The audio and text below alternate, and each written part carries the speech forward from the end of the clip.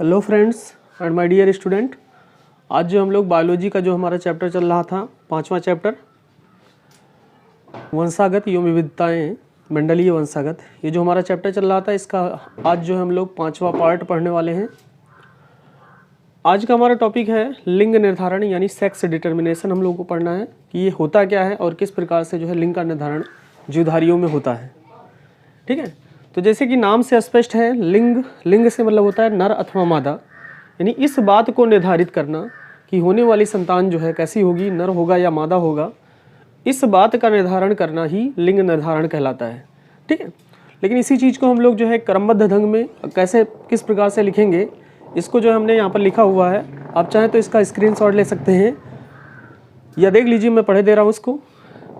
सामान्यतः उच्च श्रेणी के जंतुओं व पौधों में नर व मादा सदस्यों की शारीरिक रचना व कार्यकी में अंतर होता है, जिसे लिंग भेद कहते हैं। ठीक है, जनरली हम लोग देखते भी हैं कि हमारे आसपास या चारों तरफ नर अथवा मादा जीवधारी पाए जाते हैं, जिनकी शारीरिक रचना देखी जाए तो उनमें काफ़ी डिफरेंस होता है, या जो है कार्यात्मक यानी जो है फंक्शनल यूनिट देखा जाए तो उसमें जो है काफ़ी डिफरेंस होता है।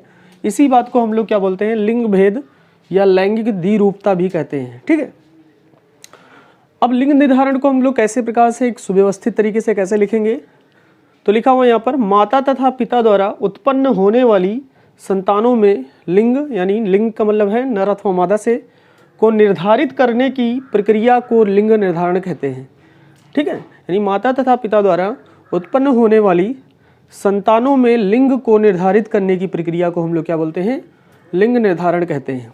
ठीक है, अगर लिंग निर्धारण के बारे में देखा जाए तो कुछ वैज्ञानिकों ने अपने अपने कथन दिए हैं, और इसको जो है डिटरमाइन करने के लिए अनेक वैज्ञानिकों ने बहुत ही प्रयास किए हैं, जिनमें सबसे प्रमुख नाम आता है मैकलंग तथा हैंकिंग का। मैकलंग तथा हैंकिंग, ये दो ऐसे साइंटिस्ट थे जिन्होंने लिंग निर्धारण के बारे में जो है तमाम तरह के जो है खोज किए कि किस प्रकार से जो है जंतुओं में लिंग का निर्धारण होता है। ठीक है, तो इन्होंने जो है खासकर अगर बात की जाए मैकलंग और हैंकिंग की, तो इन्होंने जो है एक थ्योरी का प्रतिपादन किया था, एक जो है सिद्धांत दिया था, जिसको हम लोग जो है लिंग निर्धारण का गुणसूत्रवाद कहते हैं। लिंग निर्धारण का गुणसूत्रवाद सिद्धांत बोलते हैं, गुणसूत्रवाद कह सकते हैं। ठीक है, ये सिद्धांत दिया था, यानी chromosomal theory of sex determination किसने दिया था, खासकर मैकलिंग का नाम आता है इसमें, लेकिन हैंकिंग का इसमें जो है काफ़ी योगदान है। इन्हीं दोनों ने जो है मिलकर पता लगाया था कि जो लिंग का निर्धारण होता है उसमें कुछ ना कुछ जो है क्रोमोसोम का महत्व होता है। ठीक है, क्रोमोसोम का योगदान होता है, और इसी आधार पर जो मैकलंग थे उन्होंने लिंग निर्धारण का गुणसूत्रवाद सिद्धांत प्रस्तुत किया था, जिसको हम लोग अंग्रेजी में कहते हैं chromosomal theory of sex determination. ठीक है, इन्होंने दिया था। ठीक है, ये सिद्धांत कहता क्या है, ये सिद्धांत बताता है कि जीवधारियों में जो गुणसूत्र होते हैं, यानी ये सिद्धांत लिंग निर्धारण का गुणसूत्रवाद ये कहता है कि जीवधारियों में जो गुणसूत्र होते हैं वो दो प्रकार के होते हैं। गुणसूत्र कितने प्रकार के होते हैं, दो प्रकार के। कौन कौन से, एक को हम लोग बोलते हैं समजात गुणसूत्र। ठीक है, समजात गुणसूत्र या दैहिक गुणसूत्र भी कहते हैं इसको हम लोग, या कायिक गुणसूत्र भी कहते हैं। और दूसरा है लैंगिक गुणसूत्र। लैंगिक गुणसूत्र, ये दो प्रकार के गुणसूत्र होते हैं क्रोमोसोमल थ्योरी के अनुसार।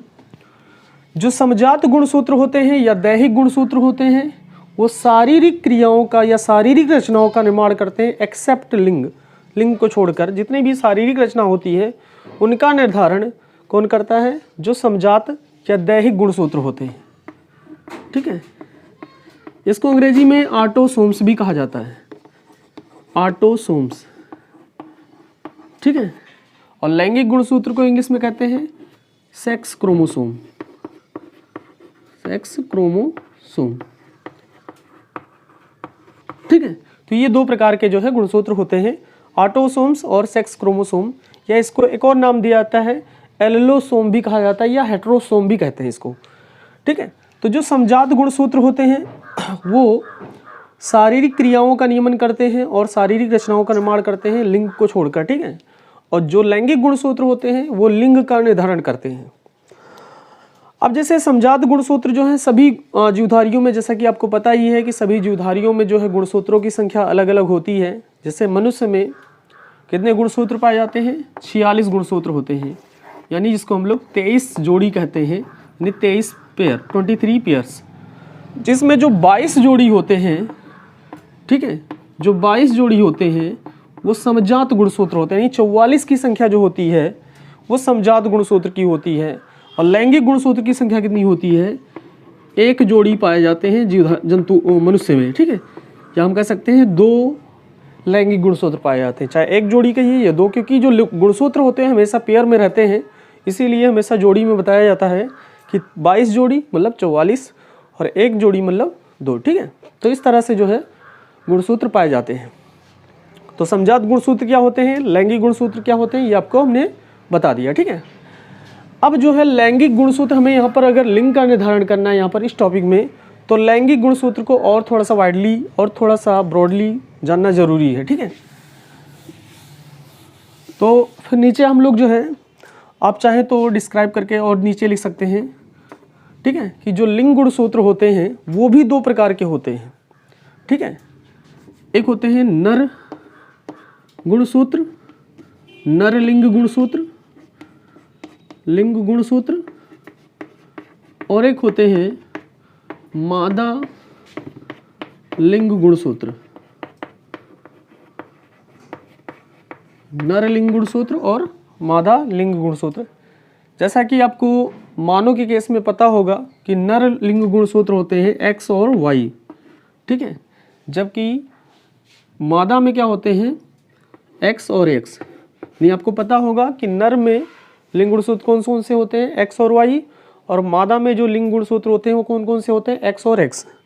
जो X गुणसूत्र होती है उसकी शेप थोड़ी सी बड़ी होती है, कुछ इस प्रकार से होगी, ठीक है। इसकी शेप थोड़ी सी क्या होती है, बड़ी होती है, आप चाहें तो बना सकते हैं, इसकी शेप थोड़ी सी बड़ी रहेगी। और जो Y क्रोमोसोम होता है वो बहुत ही छोटा होता है, ठीक है, इस प्रकार से बहुत ही छोटा रहता है। और इसमें दोनों क्रोमोसोम क्या हैं, समान हैं, तो दोनों आप एक जैसे बनाएंगे, एक X वाला और ये भी X वाला, इस प्रकार से जो है इनको हम बना सकते हैं। ये क्रोमोसोम है, दोनों X क्रोमोसोम है, और ये X वाला और एक Y वाला क्रोमोसोम है, ठीक है। अब जो है आगे हमने ये जान लिया कि नर लिंग गुणसूत्र कौन कौन से होते हैं, यानी X और Y, और मादा लिंग गुणसूत्र कौन कौन से होते हैं, यानी X और X, ठीक है। अब देखिए इन दोनों को मिलाकर अगर हम टोटल गुणसूत्र के बारे में लिखना चाहें तो मनुष्य में जो समजात और क्या नाम है लैंगिक गुणसूत्र होते हैं, तीनों को अगर मिलाकर लिखा जाए तो किस प्रकार से लिखा जाएगा। देखिए, तो मनुष्य में देखिए हम पुरुष में ले रहे हैं और इधर स्त्री में ले रहे हैं। तो पुरुष में कुल क्रोमोसोम की संख्या कितनी होती है, 22 जोड़ी जो समजात होते हैं, यानी 44, और लैंगिक गुणसूत्र होते हैं XY, इस प्रकार के होते हैं। और स्त्री में जो है 44 समजात तो रहेंगे और XX रहते हैं लैंगिक गुणसूत्र। यानी इस प्रकार से जो है 46 क्रोमोसोम इनमें रहते हैं, और इनमें भी जो है इस प्रकार से 46 क्रोमोसोम रहते हैं, यानी 23 जोड़ी पाए जाते हैं, ठीक है। अब किस प्रकार से इनका लिंग का निर्धारण करेंगे, यानी जो पुरुष के 46 क्रोमोसोम हैं या स्त्री के जो 46 क्रोमोसोम हैं वो किस प्रकार से जो है आगे संतानों में लिंग का निर्धारण करेंगे। तो इसके लिए देखिए, आप जानते हैं कि शुक्राणु का निर्माण जो होता है वो एक प्रक्रिया होती है जिसको हम लोग शुक्राणु जनन कहते हैं, यानी स्पर्मेटोजेनेसिस कहते हैं, ठीक है। स्पर्मेटोजेनेसिस की क्रिया द्वारा जो है स्पर्म का निर्माण होता है, इसमें अर्धसूत्री विभाजन होता है, ठीक है। और अंडाणु का निर्माण अंडाणु जनन की क्रिया द्वारा होता है, इसमें जो है इसमें भी अर्धसूत्री विभाजन होता है। तो अगर हम चाहें मनुष्य का लिंग निर्धारण करना, यानी मनुष्य में लिंग का निर्धारण किस प्रकार से किया जाएगा, तो आप लिख सकते हैं कि मनुष्य में लिंग का निर्धारण निम्न प्रकार से होता है। जैसे इसमें लिख सकते हैं पॉइंट के रूप में कि पुरुष में शुक्राणु जनन की क्रिया के दौरान जो है अर्धसूत्री विभाजन होता है और अर्धसूत्री विभाजन के फलस्वरूप जो है शुक्राणुओं का निर्माण होता है। ठीक है, यानी एक सेल्स से जो है दो प्रकार के शुक्राणु बनते हैं। कौन कौन से? जैसे मान लीजिए ये कोई पुरुष है,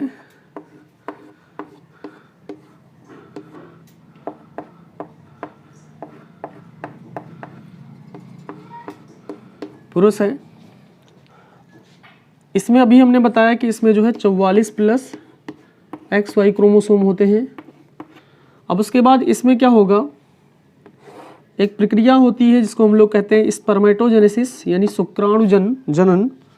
उस प्रक्रिया के द्वारा जो है शुक्राणुओं का निर्माण होगा, शुक्राणु जनन। ठीक है, इसमें कौन सा विभाजन होता है सेल्स में? अर्धसूत्री विभाजन होता है। ठीक है, तो जो क्रोमोसोम बनते हैं कौन से बनते हैं? एक बनेगा 22, यानी इसका आधा आधा हो जाएगा, तो 22 प्लस X एक बनेगा, और एक और बनेगा 22 प्लस Y बनेगा। ठीक है, इसी प्रकार से अगर मान लें हम कोई कि ये क्या है,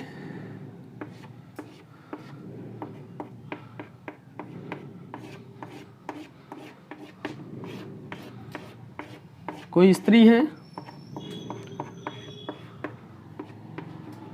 तो इसमें भी जो है क्रोमोसोम कितने होते हैं? 44 प्लस XX, यानी 46 क्रोमोसोम इसमें भी होते हैं, लेकिन 44 प्लस XX होते हैं, यानी ये हेट्रोसोम्स हैं, होमोसोम्स हैं, यानी सभी गुणसूत्र क्या है? समान है, यानी होमोसोम्स हैं। और ये क्या हैं? हेट्रोसोम्स, यानी विषम युग्मकी होते हैं ये, और ये समयुग्मकी होते हैं। तो इनमें जो है अंडाणु जनन की क्रिया होती है, जैसे पुरुषों में शुक्राणु जनन की क्रिया होती है, इनमें कौन सी क्रिया होती है? अंडाणु जनन, जिसको हम लोग अंग्रेजी में क्या बोलते हैं? oogenesis बोलते हैं।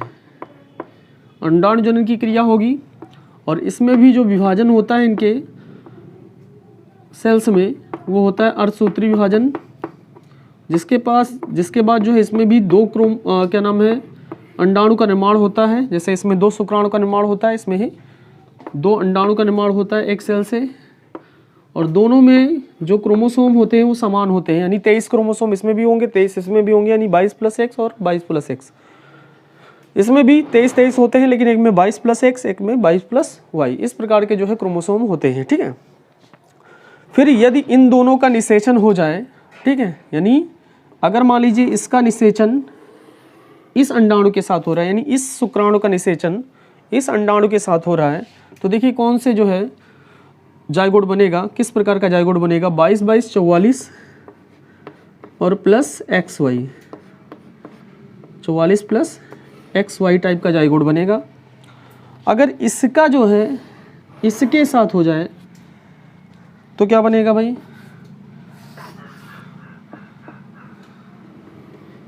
44 प्लस XX तब भी बनेगा,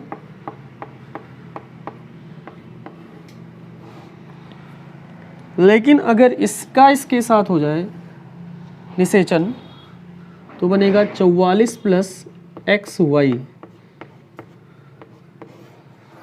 और इसका निषेचन हो जाए इसके साथ तो भी बनेगा 44 प्लस XY। यानी इससे स्पष्ट ये हो रहा है कि अगर अनुपात की बात की जाए तो कितने अनुपात में जो है संतान नर होगा या कितने अनुपात में संतान जो है मादा होगा, तो दोनों जो है बराबर बराबर परसेंटेज में होते हैं।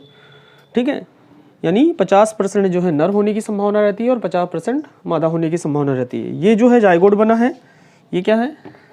जाइगोट बना है, और यही जाइगोट आगे वृद्धि करके जो है शिशु का निर्माण करेगा, जो कैसा होगा? XX है, इसलिए क्या होगा? ये होगी लड़की, और ये भी क्या होगी? लड़की, और ये दोनों क्या होंगे? लड़के होंगे। तो इस प्रकार से जो है क्या नाम है, मनुष्यों में देखा जाए तो मनुष्यों में जो है सेक्स का डिटर्मिनेशन इस प्रकार से होता है कि जो है माता पिता के द्वारा जो होने वाली संतानें होती हैं उनमें 50% जो लक्षण होते हैं वो नर के जाते हैं और 50% लक्षण जो है मादा उत्पन्न हो सकते हैं, यानी 50% जो है लड़के होने की संभावना और 50% जो है लड़की होने की संभावना जो है रहती है। लेकिन जनरली केसों में देखा गया है कि अगर इस तरह से रेशियो चलना होता तो भारत में जो जनसंख्या है उसमें 50-50% जो है लड़के और लड़कियों को होना चाहिए, लेकिन ऐसा होता नहीं है। ठीक है, 1000 लड़कों पर जो लड़कियों का अनुपात होता है लगभग कहीं पर 830, कहीं पर 850, कहीं पर 817, यानी अलग अलग प्रकार के रेशियो होते हैं। ठीक है, तो ऐसा क्यों होता है, मतलब अलग अलग प्रकार से जो है अनुपात क्यों होता है, 1000 पे 830 ही लड़कियां क्यों होती हैं? तो इसका कारण ये है कि जो वाई क्रोमोसोम होता है वो छोटा होता है और उसमें मोबिलिटी ज़्यादा पाई जाती है, चलनशीलता ज़्यादा होती है, ज़्यादा सक्रिय होते हैं, इस कारण वो जाकर अंडाणु से जल्दी फ्यूज करते हैं। ठीक है, निषेचन की क्रिया में जल्दी भाग लेते हैं, इस कारण जो है लड़के होने की संभावना थोड़ा सा बढ़ जाती है। ठीक है, बाकी और कोई भी रीज़न नहीं है संख्या में थोड़ा सा भिन्नता आने की। ठीक है, लेकिन जनरल भाषा में अगर देखा जाए तो 50-50 जो है रेशियो रहता है। ठीक है, नर व मादा संतानें उत्पन्न होने की। ठीक है, तो इस प्रकार से आज का हमारा जो लिंग निर्धारण का टॉपिक है वो समाप्त हुआ। आप लोगों को कैसा लगा जरूर बताइएगा। धन्यवाद।